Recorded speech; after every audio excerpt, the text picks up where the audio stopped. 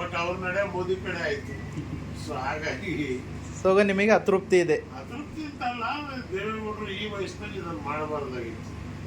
4 ವರ್ಷ ನಾನು MLC ರಾಜೀನಾಮೆ ಕೊಟ್ಟು ಜೊತೆಲಿ ಬಂದಿದ್ದು. ನನಗೆ MLC ಹೋಗಿದ್ದ ಆ ಚಿಂತೆ ನನಗಿಲ್ಲ. ಒಬ್ಬ ಒಳ್ಳೆ ರಾಷ್ಟ್ರ ನಾಯಕರು, ಕರ್ನಾಟಕದ ಪ್ರಥಮ ಪ್ರಧಾನಿ ಹೋಗಿ ಅಮಿತ್ ಶಾ ಮನೆ ಮುಂದೆ ನಿಂತ್ಕೊಂಡು 2 ಸೀಟ್ ಬೀಳೋದಲ್ಲ, ಅದು ನನ್ನ ಮನಸ್ಸಿಗೆ ನೋವು. 2 ಸೀಟ್ ಎಲ್ಲಿ ತನಕ ಹೋಗ್ಬೇಕಾಗಿತ್ತ? ದೇಶದ ಪ್ರಧಾನಮಂತ್ರಿ ಆಗಿದ್ದರು. ರಾಮ ಮಂದಿರ ಕರ್ಕೊಂಡು ಹೋಗಿ ಲೈನಲ್ಲಿ ಇಳಿಸೋದನ್ನ ಕುಮಾರಸ್ವಾಮಿ ಜನರ ಮಧ್ಯದಲ್ಲಿ ಲೈನಲ್ಲಿ ನಿಂತ್ಕೊಂಡು ದರ್ಶನ ಮಾಡಿದ್ರು. ಯಾಕೆ ಅದು?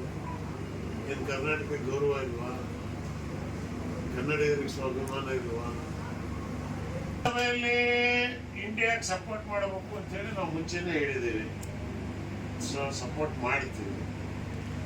ಸೊ ಕಾಂಗ್ರೆಸ್ ಪಾರ್ಟಿಯವರು ಎಲ್ರಿಗೂ ವಿಶ್ವಾಸಕ್ಕೆ ತಗೊಂಡು ಚುನಾವಣೆಯಲ್ಲಿ ಈಗ JDS BJP ಅಲೈನ್ಸ್ ಆಗಿದೆ. ಈಗ ಯಾರ ಪರವಾಗಿ ನೀವು ಮತ ಹಾಕಿ ಅಂತ ಹೇಳಕ್ ಬಯಸ್ತೀರಿ? ನಾವು JDS ನಾನೇ ಅಂತ ಇದ್ದೀನಿ. ಹೌದು, ದೇವೇಗೌಡರು ತೆಗೆದಿದ್ದೀವಿ. ಕೋರ್ಟ್ನಲ್ಲಿ ಕೇಸ್ ಬರ್ತಾ ಇದೆ 3 ದಿವಸ ಆದ್ಮೇಲೆ. ಎಲ್ಲಾ ಜನತಾ ಪರಿವಾರ ಒಂದು ಮಾಡಬೇಕು ಅನ್ನಕ್ಕಂಥದ್ದು ಆಲ್ ಇಂಡಿಯಾದಲ್ಲಿ ನಾವು ಲಾಲು ಯಾದವ್ ಜೊತೆಯಲ್ಲಿ, ಈಗ ಮುಲಾಯಂ ಸಿಂಗ್ ಮಗನ ಜೊತೆಯಲ್ಲಿ ಮಾತಾಡಿದ್ದೀವಿ. 28 ರಾಜ್ಯಗಳಲ್ಲಿ 22 ರಾಜ್ಯದ ಜನತಾದಳದ ಅಧ್ಯಕ್ಷರು ನಮ್ಮ ಜೊತೆಲಿದ್ದಾರೆ. CK ನಾಣನ ಆಲ್ ಇಂಡಿಯಾ ಪ್ರೆಸಿಡೆಂಟ್ ಮಾಡಿದ್ದೀವಿ. ಸೊ ಹಾಗಾಗಿ ಇವತ್ತು ಒಂದು 3ನೇ ಶಕ್ತಿ ಕರ್ನಾಟಕದಲ್ಲಿ ಬೇಕು ಅಂತ ಇವತ್ತು ಅಪೇಕ್ಷೆ. ಅದನ್ನು ಕಟ್ಟೋದಕ್ಕೆ ಪ್ರಯತ್ನ ಪಡ್ತಾ ಇದ್ದೀವಿ.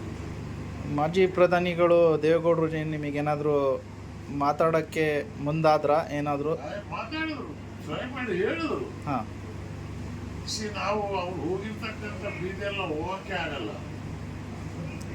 ನಾವು ಸಾಮಾಜಿಕ ನ್ಯಾಯ, ಬಾಬಾ ಸಾಹೇಬ್ ಅಂಬೇಡ್ಕರ್, ಡಾಕ್ಟರ್ ಭಂಡಾರಿ ಬಸವಣ್ಣವರು, ರಾಷ್ಟ್ರಕವಿ ಪುಟ್ಟಪ್ಪನವರು ಆದರ್ಶಗಳನ್ನ ಇಟ್ಕೊಂಡು ಪಕ್ಷದ ಸಿದ್ಧಾಂತಗಳಿಂದ ನಾವು ನಡಿತೀವಿ. ಜಾತ್ಯತೀತವಾಗಿ ಜನತಾದಳದ ಪಕ್ಷದ ಸಿದ್ಧಾಂತವಾಗಿ ನಾವು ನಡಿತೀವಿ. ನಿಮ್ಮ ನಡೆ ಅವರು ಅದು ಬಿಟ್ಟು ಇಲ್ಲಿಗೆ ಬಂದ್ರೆ ಯಾವಾಗ ಅವರು BJP ಬಿಟ್ಟು ಬರಬೇಕು. BJPಗೆ ಬೆಂಬಲ ಕೊಟ್ಟಿರೋದು ನಮಗೆ. BJP ಬೆಂಬಲ ಕೊಡ್ತಕ್ಕಂಥ ನನ್ನ ಸಿದ್ಧಾಂತಕ್ಕೆ ಒಪ್ಪಲ್ಲ. ಮೋದಿಗೂ ನನ್ನ ಮೇಲೆ ವ್ಯಕ್ತಿಗತವಾದ ಸೀಟ್ ಇಲ್ಲ, ಅಮಿತ್ ಶಾ ಮೇಲೆ ಇಲ್ಲ.